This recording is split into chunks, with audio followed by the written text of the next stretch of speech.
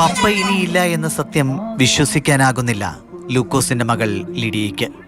കത്തിക്കരിഞ്ഞ ലൂക്കോസിന്റെ മൃതദേഹം കണ്ടപ്പോൾ അത് തന്റെ പപ്പയല്ല എന്ന് വിശ്വസിക്കാനാണ് അവൾ ആഗ്രഹിച്ചത്. രാവിലെ 8 മണിയോടെ വീട്ടിലേക്ക് ലൂക്കോസിന്റെ മൃതദേഹം എത്തിച്ചു. പ്രാർത്ഥനാ ശുശ്രൂഷകൾ, പൊതുദർശനം, ജില്ലാ കളക്ടർ അടക്കമുള്ളവർ അന്ത്യാഞ്ജലി നേർന്നു. ഉച്ചയ്ക്ക് 12:30 പള്ളി സെമിത്തേരിയിൽ നിത്യവിശ്രമം. +2 പരീക്ഷയിൽ മികച്ച വിജയം നേടിയ മകൾക്കായി വാങ്ങിയ മൊബൈൽ ഫോൺ സമ്മാനിക്കാൻ ലൂക്കോസിനായില്ല. അദ്ദേഹത്തിന് ഒരു അന്ത്യശുഭ്ര നൽകാൻ കുടുംബത്തിനും സാധിച്ചില്ല. 1.5 മാസം മുൻപായിരുന്നു കൊല്ലം പുനലൂർ സ്വദേശി സാജൻ ജോർജ് എഞ്ചിനീയർ കുപ്പായമണിഞ്ഞ് കുവൈത്തിലെത്തിയത്. കുറച്ചുകാലം ഗൾഫിൽ ജോലി ചെയ്ത ശേഷം അധ്യാപന ജോലിയിലേക്ക് തിരിച്ചെത്തണമെന്നായിരുന്നു ആഗ്രഹം. എന്നാൽ സ്വപ്നങ്ങൾ തീയിൽ കത്തിയെരിഞ്ഞു.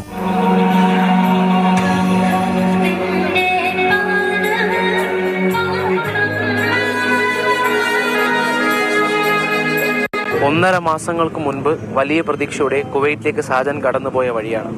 ഇന്ന് ആ വഴി സാജൻ്റെ വീട്ടിൽ ജീവന്റെ ശരീരമായി അയാൾ തുടരുകയാണ്. സാജൻ കണ്ട സ്വപ്നം, അദ്ദേഹത്തിൻ്റെ കുടുംബം കണ്ട സ്വപ്നം എല്ലാം ശൈശവത്തിൽ കൊഴിഞ്ഞു പോവുകയാണ്. കുവൈത്തിൽ സൂപ്പർവൈസറായിരുന്ന കണ്ണൂർ കുറുവ സ്വദേശി അനീഷിനും ഇനി വിശ്രമിക്കാം. 20 വർഷത്തെ പ്രവാസ ജീവിതം ചിതയെടുത്തു. മക്കളിലൂടെ അടക്കമില്ലാത്ത മരുഭൂമിയിലേക്ക്.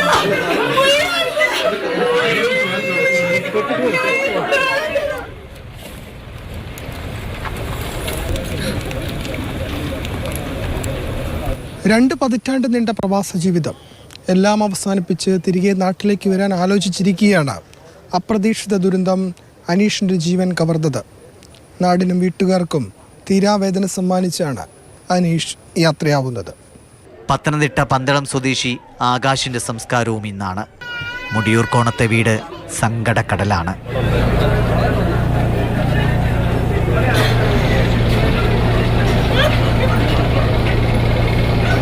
വിവിധ ബ്യൂറോകൾക്കൊപ്പം ന്യൂസ് ഡെസ്ക്, മാതൃഭൂമി ന്യൂസ്.